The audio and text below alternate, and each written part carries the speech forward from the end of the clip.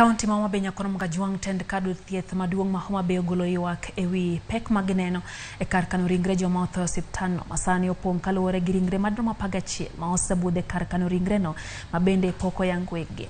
Ringrego ma osetieko moingo dweche 3 e kar kano ringre joma otho noter gi obila bang' kano okwanygi e kuonde mopogore opogore e kaunti no. Kaluwore gi tend kar thieth no, ringrego ma oting'o nyithindo 3, ringre joma mine 6 kod chwo 2 no ter gi obila ka moko nokwany ka onegi e yo magalagala to mamoko nokwany e pi to nyaka sani pok wegi oyangogi.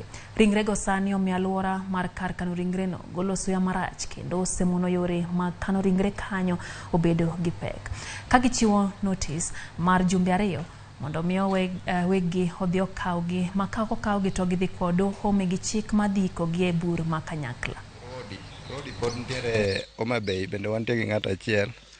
Then they were sub-county wantiere gi ng'at achiel. Kelo gi kanyakla mar dhano 11 mwadwa ni mondo wadispose. Gin ji mosetieko moloyo dweche 3 ka gintiere mbuchari wa kae. Koro wayudo ka storage margi koro bedo matek.